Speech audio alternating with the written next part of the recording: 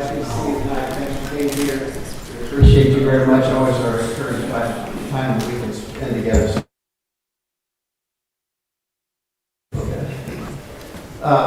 We are doing an Old Testament survey in these Wednesday night studies.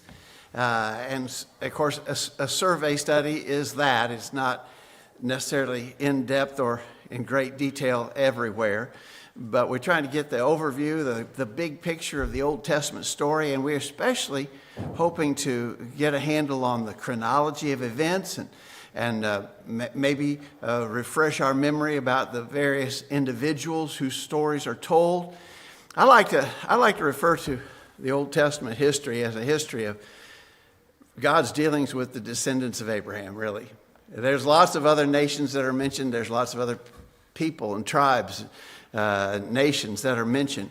But really, when you get to chapter 12 of Genesis and then on through the end of the Old Testament, you're primarily talking about the history of God's dealings with the descendants of Abraham, because God had made promises to Abraham. His people would become a great nation, they'd possess a land, and ultimately all nations of the earth would be blessed through the seed of Abraham, being Jesus Christ, our Savior. And so we're studying that Old Testament history. We are in the book of Numbers tonight as we continue moving fairly rapidly through the Old Testament story. We've got the children of Israel out of Egypt to Mount Sinai, received the law. They balked on their initial approach to the promised land when they sent the spies in, and 10 of the 12 spies said, "It's great land, but we'll never conquer it because it's wow, the people, they're giants up there. They got great walled cities, and we could never take it." Because the people believed that report of the 10 spies, remember Caleb and Joshua were the two who took the right side of that, but because the people believed the report of the 10 spies, they rebelled against going to the promised land, and therefore God said, okay, nobody who's older than 20 years at this point is going to go to the promised land. They're going to wander in the wilderness for 40 years. And during that 40 years, everybody 20 years old and older will die, and they will not see the promised land. Only exceptions being Joshua and Caleb. Now, last week, we read about the fact that even Moses and Aaron are excluded from going into the promised land. And that was because of that episode where they were to bring forth water from the rock. In chapter 20, remember we ended up with this account last week. In Numbers chapter 20. Verse 10, Moses and Aaron gathered the congregation together before the rock. He said to them, "Hear now, ye rebels, must we fetch you water out of this rock?" And Moses lifted up his hand, and with his rod he smote the rock twice, and the water came out abundantly, and the congregation drank, and their beasts also. But the Lord spake unto Moses and Aaron, saying, "Because ye believe me not to sanctify me in the eyes of the children of Israel, therefore ye shall not bring this congregation into the land which I have given them." And so, we remember that episode. You know, I think a lot of times that story is oversimplified. In a previous episode, Moses had been told to strike the rock, and it brought forth water. In this episode, he was actually told to speak to the rock, but he struck the rock. A lot of people say, it's because he struck the rock that he didn't get to lead the people into the promised land. But the account actually says the real problem was that he didn't give God the glory and honor for producing this miraculous flow of water. And that's why Moses and Aaron were excluded. So that sort of catches us up to where we are. If you're looking at your study guide, we're on lesson 8 and at about question 9 where we pick it up.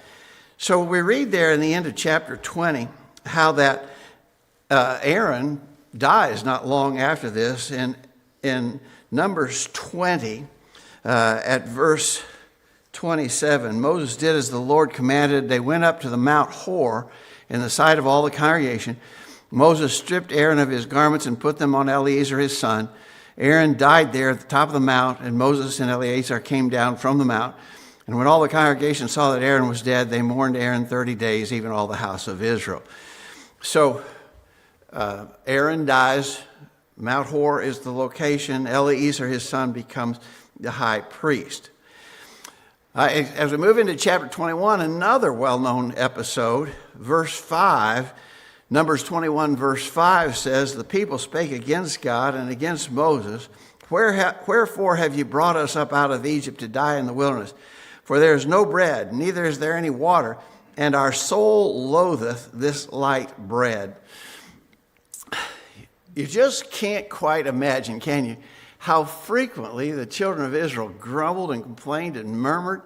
I mean, it is over and over and over again. And as we've been saying repeatedly in our study, I hope we can learn from that just how bad they looked. Horrible. They looked despicable in all of this grumbling and complaining against God. God had blessed them so overwhelmingly, abundantly, that for them to complain about anything, it's just disgusting, really, when you think about it, when you read about it. But the takeaway for us is we don't look any better. We've been blessed. Would you argue with me that in regards to physical blessings, we're blessed way more than the children of Israel are? I mean, you think about it. They were blessed a lot. But all of that traveling and, all those wilderness wanderings, and it would have been a pretty hard life. If you think about it, there would have been a lot of hardships associated with the way they were expected to live and travel. We're just overflowing with conveniences and ease. And I would argue our lives are much easier than theirs were. But we still complain, don't we? And I think what we've got to focus on is we look every bit as bad or worse than the Israelites do when we are tempted to murmur and complain. So I think that's just a repeated lesson that we learn. Notice they're complaining even about the manna. When they said that's what they were talking about. Our soul loatheth this light bread, this manna. It comes from heaven. All we have to do is go out and gather it up. It's like free food. And they're so tired of now, we hate it. We loathe it. We don't want any more of this manna. Wait. Sometimes you wonder what blessings are. Because, we talk about, you just talk about all the conveniences that we have. Are those conveniences blessings? Or can they become a trap? Yeah, you look back at our forefathers and our fathers and grandfathers and stuff. Their lives were so much simpler, and the things that we're tempted with today is so much more than what they had back years ago. But they would consider that a hard life, but really, it wasn't that more of a blessing. But they didn't consider it that. I remember a preacher used to say, we're drowning in a tub of butter. We've got it so easy, it's just about to take us under. James? Well, I think, just in regards to what Wade had said, that's a problem even when they were going into the land, right? God warned them that you're going to have things that you didn't even work for, and the temptation is you're just going to forget about it. And that's where probably we are tempted the most, is thinking we did all this. The second comment is in regards to the verse prior to this. Their complaining started with their impatience just in regards to the journey itself. So they got impatient. We're not there yet. That says they were discouraged on the way. They start complaining about anything, right? Even the good things I can find fault with when we're impatient. But they're also impatient because they could have been there a long time ago. Could already been there. But they failed in their trust in God at Kadesh Barnea, and now they're not going to be. Good point. So there's a lot of problems here that they're dealing with. And one thing that we just got to be careful with is if we're impatient and we're going to complain about silly things, right? This is even about blessings here, or blessings that we do have. So good point. And I think that what James is saying is really good to observe there. At the end of verse 4, the people was much discouraged because of the way. And then they're weary, they're discouraged, they're impatient, and then that leads to murmuring and complaining in the next verse. So I think that's a good tie-in for sure. Well, because of this episode, this is not the first, this is certainly not the first episode of murmuring and complaining, but because of this one, in verse 6, the Lord sent fiery serpents among the people, and they bit the people, and much people of Israel died. So, again, God is upset and angry at this murmuring and complaining of the people. In this instance, the punishment he sent was these fiery serpents. Now, you're familiar with this, I know, but remember, they were delivered from the fiery serpents. In verse 7, therefore the people came to Moses and said, we have sinned, for we have spoken against the Lord and against thee. Pray unto the Lord that he take away the serpents from us. And Moses prayed for the people. And the Lord said to Moses, make thee a fiery serpent and set it upon a pole, and it shall come to pass that every one that is smitten, when he looketh upon it, shall live. And Moses made a serpent of brass and put it upon a pole. And it came to pass that if a serpent had bitten any man, when he beheld the serpent of brass, he lived. And so this is the way a degree of deliverance was given to those who were being afflicted by the serpents.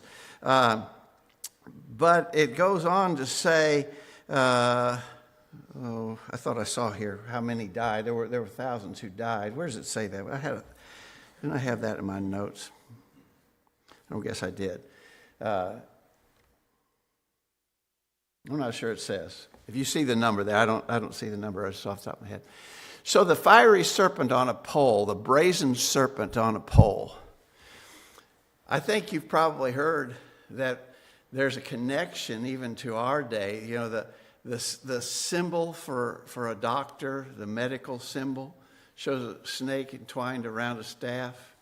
Supposedly comes from this story, the deliverance of those who've been bitten by the fiery serpents. There's a real interesting additional part of this story, and I want to take that in real quickly. Go over to 2 Kings 18. In 2 Kings chapter 18, we read about Hezekiah. Sometimes we even refer to him as Good King Hezekiah. Hezekiah instituted a lot of reforms, really corrected a lot of the problems that Judah was experiencing because of their unfaithfulness. But notice in verse 4, chapter 18, verse 4, Hezekiah removed the high places. That's places where idolatrous worship took place. And he broke the images and cut down the groves.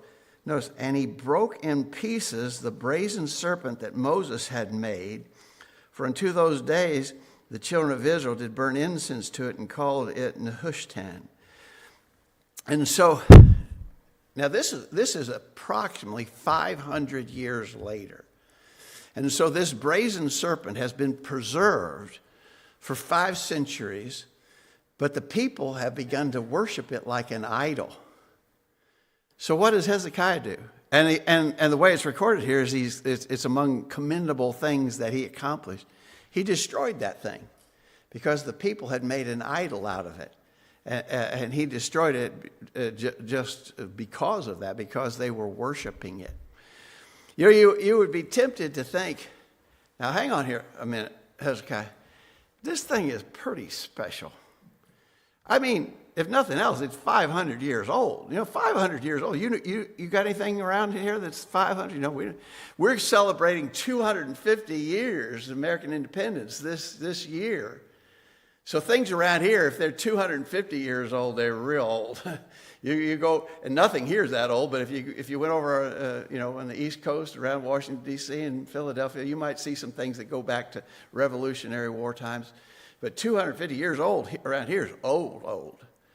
This brass serpent was 500 years old, and they kept it and preserved it. Pretty special. And actually, interestingly, it was originally mandated by God. God's the one who said make it. But now it's been corrupted. And now the people are worshiping it like an idol and burning incense to it. And Hezekiah destroys it to stop that action. And it's a good thing. It was a good thing to do. I think that's pretty significant. Anybody have a thought along those lines? James? In God's wisdom, we see some physical items in the Old Testament that are types, things that are coming in the future, and this might be one of them. Even Jesus references this, like the serpent was put up on the Son of Man's going to be raised up. But like the temple or the tabernacle and even the mercy seat and the Ark of the Covenant, people would use those physical things and worship those things and not God. They think if I just have the Ark here, irregardless if I'm following God, that's going to save us, and it didn't. Or the temple in Jesus' day, we trust in this building, but we don't trust in the man or the person who dwells in the temple.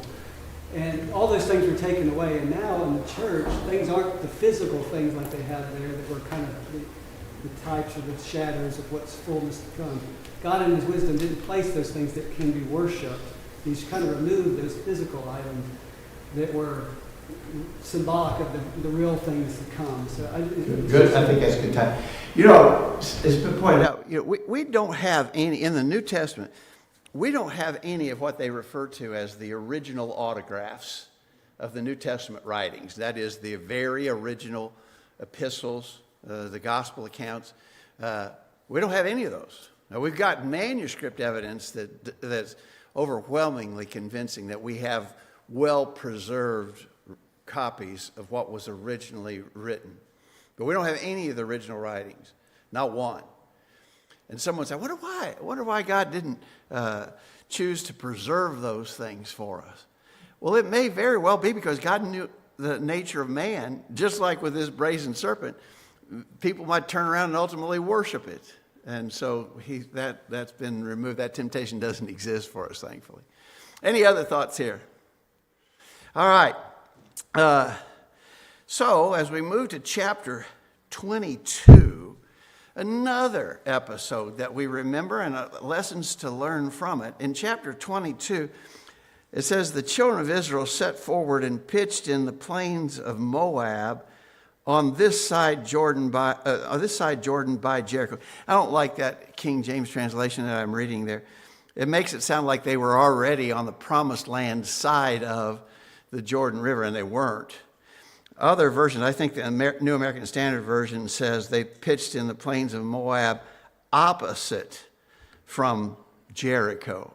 They were on the east side of the Jordan River. They hadn't crossed the Jordan River yet, and they're not in the promised land yet.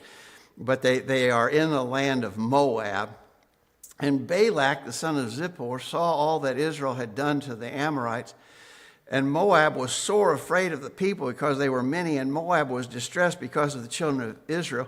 And Moab said to the elders of Midian, now shall this company lick up all that are round about us, as the ox licketh up the grass of the field. And Balak, the son of Zippor, was the king of the Moabites at that time. So we've got Balak.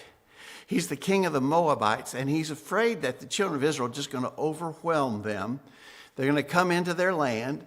They're going to eat up all the pasture land. They're going to drink up all the water. They're just going to devastate us. If they come through here, they're going to devastate us. And so he hopes to come up with some scheme whereby he can prevent that from happening. And so he goes to Balaam, verse 5. He sent messengers, therefore, unto Balaam, the son of Peor of Pethor, I guess, which is by the river of the land of the children of his people, to call him, saying, behold, there is a people come from Egypt. Behold, they cover the face of the earth, and they abide over against me. Come now, therefore, I pray thee, curse me this people, for they are too mighty for me. Peradventure I shall prevail, that we may smite them, and I may drive them out of the land. For I do not know whom. For I know that whom thou blessest is blessed, and he whom thou cursest is cursed. So, notice it says the elders of Moab and the elders of Midian departed with the rewards of divination. So the Midianites are in league with the Moabites in trying to prevent the passage of the children of Israel. And they are bringing rewards. Now, it doesn't specify here, but it goes, as the account goes on, it begins to specify more and more the rewards that they're offering to Balaam, because it was known that if Balaam blesses you, you're blessed. If Balaam curses you, you're cursed. And so they're wanting to pay Balaam to curse the Israelites so that they can defeat them or they can keep them from passing through their land, whatever. Well, this happened. So he didn't curse them. In fact, he ended up blessing them. Look, just skip down to verse 18. So this happened 4 times. 4 times Balak tried to get Balaam to curse Israel, and he wouldn't do it. And Balaam, there's actually a really famous and honorable statement that Balaam makes in verse 18. Balaam answered and said unto the servants of Balak, if Balak would give me his house full of silver and gold, I cannot go beyond the word of the Lord my God to do less or more. So that was the right attitude. Balaam expressed the right attitude. He tried. It's clear, and we're going to tie in a couple other verses here in a minute. It's clear he would have liked to do that, and he certainly would have liked to receive the money, but he couldn't do it. And every time he went to curse Israel, he ended up blessing Israel. And remember, in the course of that, he was on his way to try. They were taking him to another place to overlook Israel, where he might curse Israel, and his donkey saw an angel blocking the way and balked. Another time he crushed his leg against a stone wall that they were passing by 3 times. And there's some places in the scripture that are just actually humorous. To me, this is a humorous thing. So Balaam is so mad at his donkey, and he's railing on his donkey, and his donkey speaks to him. And Balaam talks back to the donkey. You got to see some humor in that. He is so bound up by this, and he wants it so bad that he's not even taken aback when the donkey speaks. He speaks back to him. But it ultimately becomes clear to him that he's not going to succeed in cursing the Israelites. In fact, 4 times. 4 times when he's called to curse the Israelites, he ends up blessing them.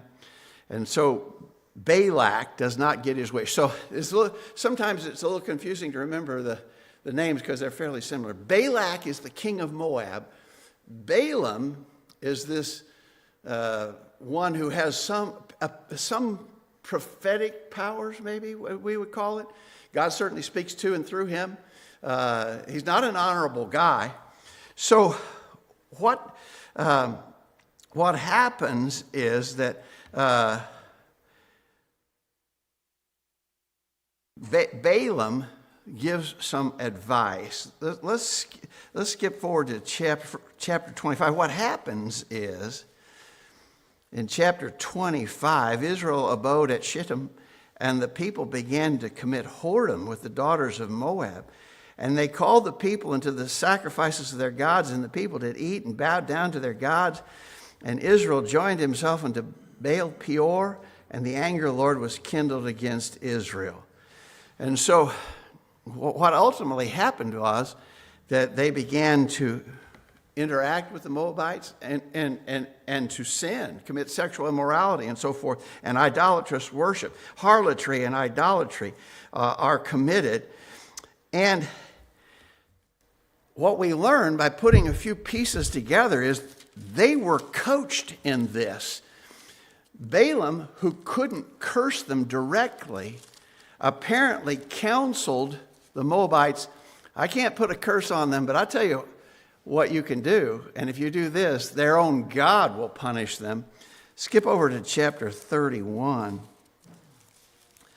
In chapter 31, verse 16, it says, behold, these caused the children of Israel through the counsel of Balaam to commit trespass against the Lord in the matter of Peor, and there was a plague among the congregation of the Lord. Did you notice? They did this through the counsel of Balaam. There's actually a New Testament reference to that in Revelation chapter 2. In Revelation chapter 2, verse 14, the Lord is speaking to the church at Pergamos.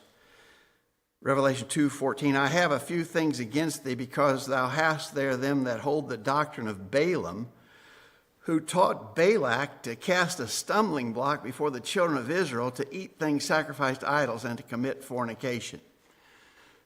And so it's very clear from those couple of references that Balaam could not put a direct curse on the children of Israel, but he very obviously counseled Balak and the other. Here's what you can do. I can't curse them. God won't let me curse them. But I tell you what you can do. If you can tempt them to worship your idols and to commit fornication with your women, God himself will punish them. You won't even have to do anything. God will take care of it. And so that was the counsel that Balaam gave. And obviously, notice it says that there in Revelation, let's see. No, it doesn't say that. But what was this other one? Numbers 31:16 was that the first one we read. He caused the children of Israel through the counsel of Balaam to commit trespass. So again, I think obviously what was happening here is that Balaam was wanting that reward so badly that this was the only way he could get at it, and that's what he did. And so God again plagues the people with punishment in chapter 25 at verse 9. Those that died in the plague were 20 and 4,000. And so, again, a significant punishment upon the children of Israel for these sins. Any thoughts or comments along those lines? You see anything there that might, what we always like here is if we have anything that might, connect with a modern day application. I think one of the things that we might take away from that is, there are direct sins, just overt and blatant sins that obviously are wrong. But we may try to excuse ourselves by toning it down, doing something that maybe in our mind's eye is not quite as serious or bad. Maybe that's what Balaam was doing in that episode. All right. Skip to chapter 26. A second census is taken. Moses and Eleazar the priest spake by them in the plains of Moab by Jordan near Jericho, saying, take the sum of the people from 20 years old and upward, as the Lord commanded Moses and the children of Israel, which went forth out of the land of Egypt. And so another census is taken. Some of the previous censuses had been of the fighting men who were 20 years old and older. But here in chapter 26, verse 2, take the sum of all the congregation of the children of Israel from 20 years old and upward throughout their fathers' houses, all that are able to go. This also says all that are able to go to war. So this was still a measure of the fighting men of Israel. And the number in chapter 26, verse 51, 601,730. That number keeps coming up pretty consistently, just slightly over 600,000. Whenever we get a number on the Israelites of the fighting men, it's usually right in that range.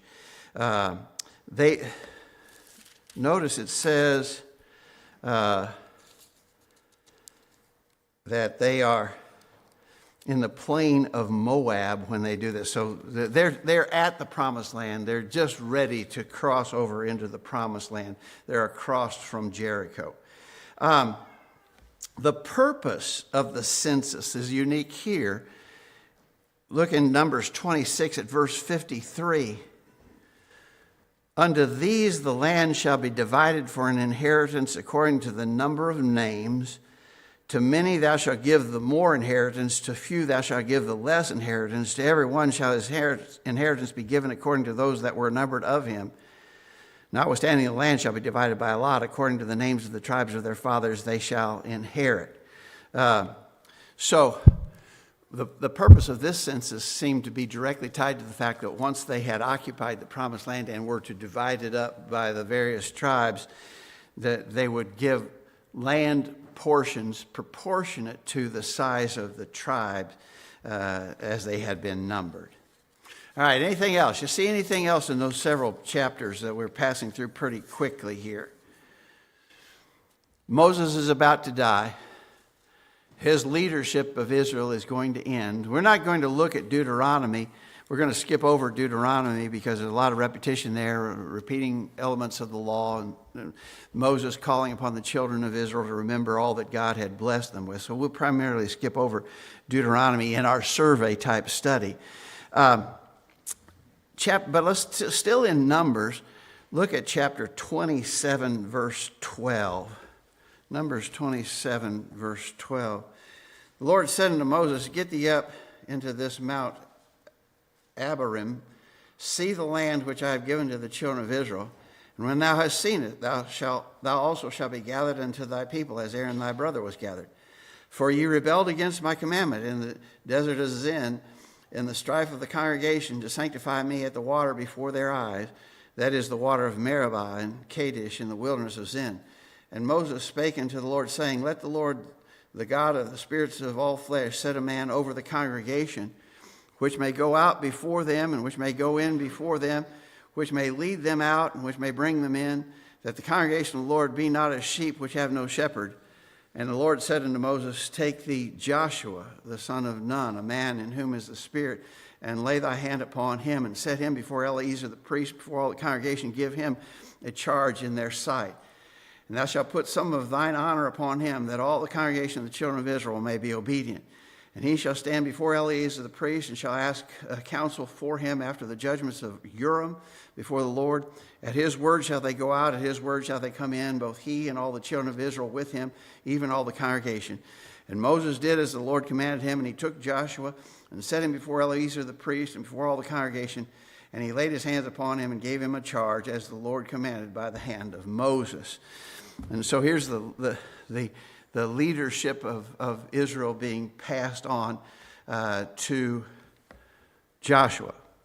This is what's going to take place as Moses dies. All right.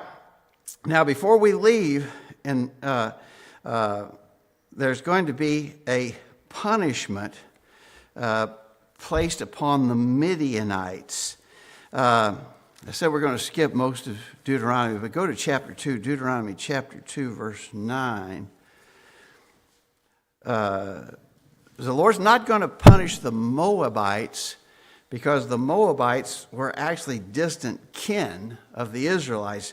Deuteronomy 2, verse 9, the Lord said unto me, Distress not the Moabites, neither contend with them in battle, for I will not give thee of their land for a possession, because I have given Ar unto the children of Lot for a possession. So the Moabites, descendants of Lot, and the Israelites are specifically instructed not to attack them or take land from them. But the Midianites are going to be punished. Now, we said the Midianites were in league with the Moabites on that whole episode about Balaam and Balak. In chapter 31, verse 1, still in Numbers 31:1, the Lord spake to Moses, saying, Avenge the children of Israel of the Midianites.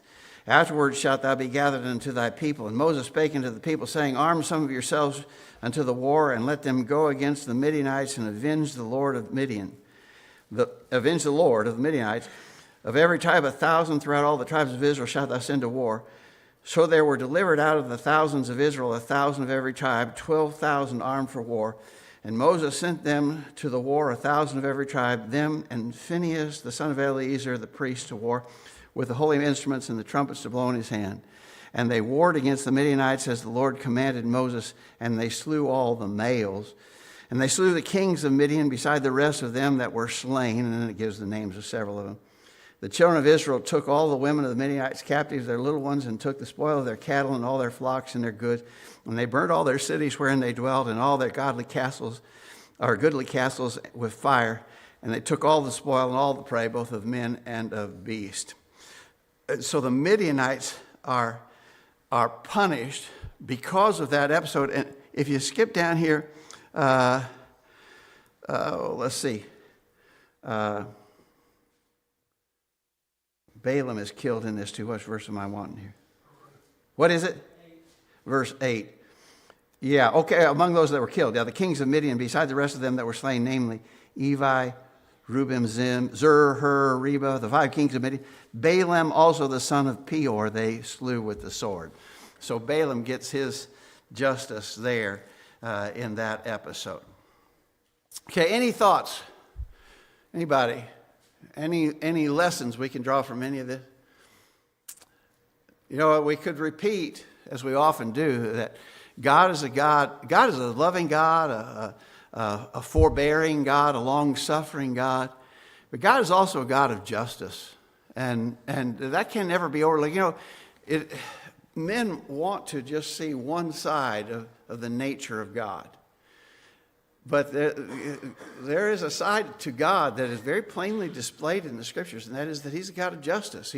He's long-suffering and forbearing and forgiving, but ultimately God sends His justice and judgment. And He certainly does that over and over again in these Old Testament accounts. Tom? When God was talking to Moses in regards to the land of promise, He talks about that it will be given to them, as an inheritance. And He talked about, each tribe getting their inheritance.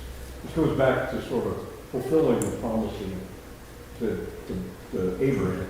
This will, I will give you this land and be a possession of your children. So here God's saying it's an inheritance. We got a lot of discussion today about, people talk about different things about Israel and stuff, but God gave the land to them as an inheritance. Yeah. And that word inheritance is used. That to us with heaven. He's promised us an inheritance there as well. So the word inheritance is used repeatedly there. And we will see at the end of the life of Joshua that they got everything that was promised to them. That's a really important point to me.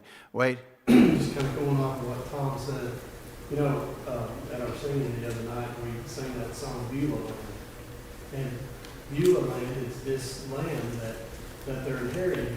And we don't just sing songs about Beulah Land, but we sing songs about the land of Canaan in our books.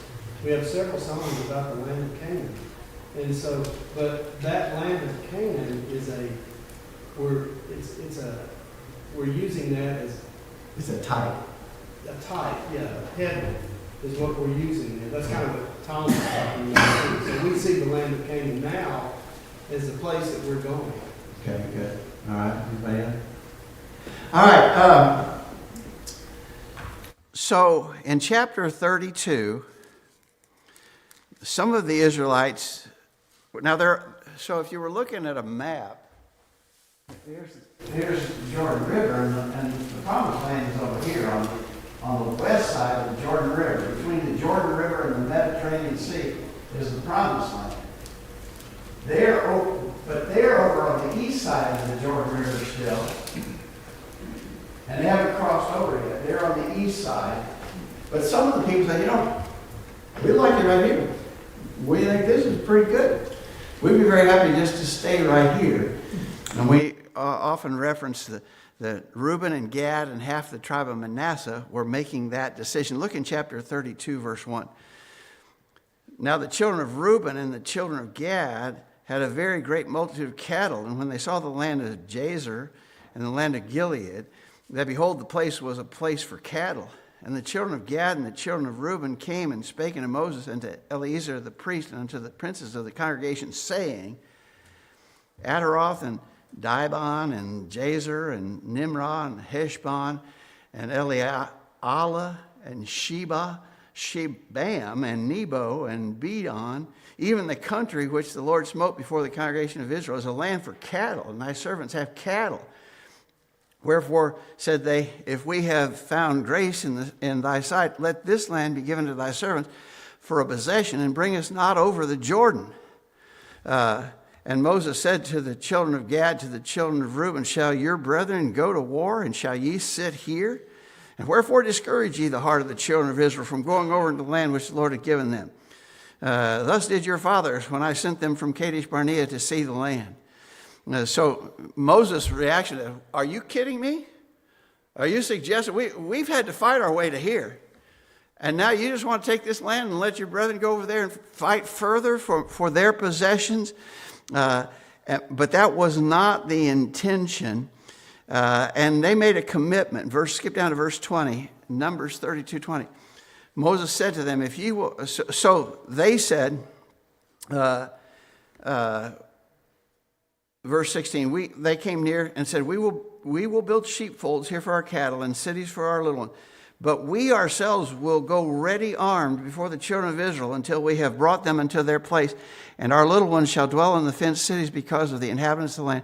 We will not return into our houses until the children of Israel have inherited every man his inheritance. For we will not inherit with them on yonder side of Jordan or forward, because our inheritance is fallen to us on this side, Jordan eastward.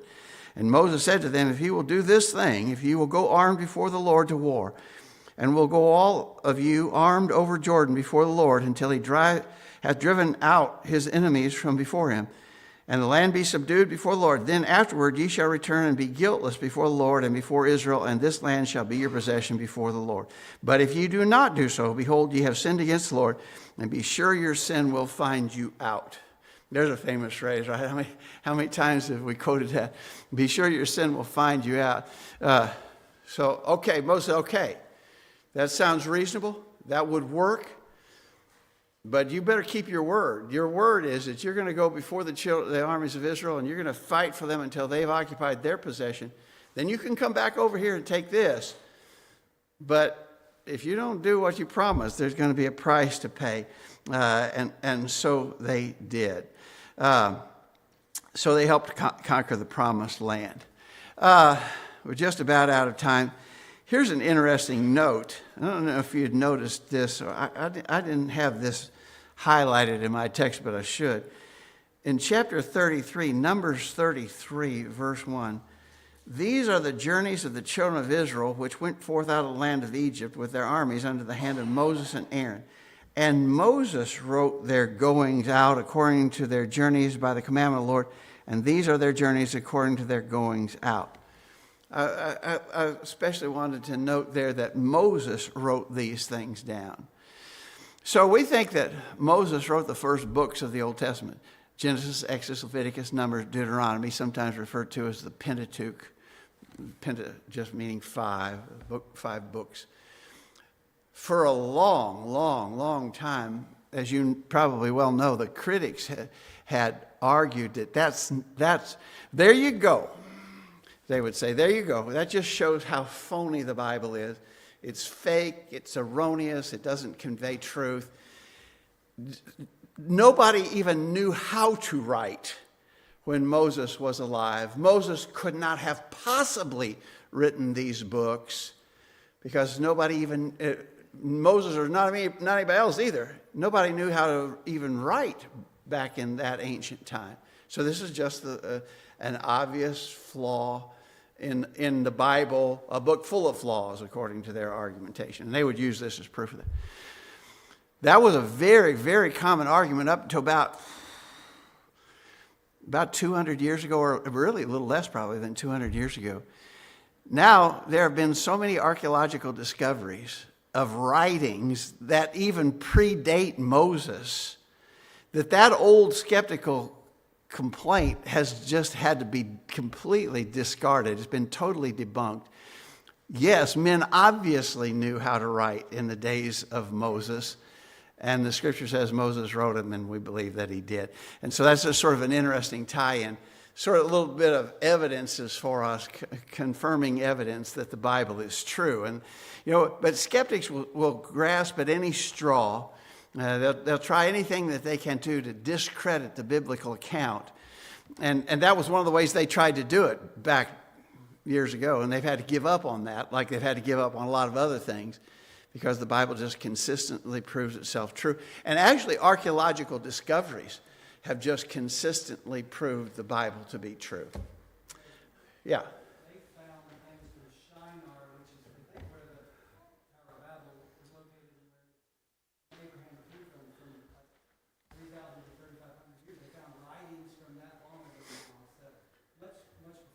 Way before Moses. Yeah, exactly right. All right, that's a pretty good place for us to stop. So if you want to mark your lesson there, we will try to pick up at question 5 there, lesson 9, question 5 next week, Lord willing. Thanks, everybody.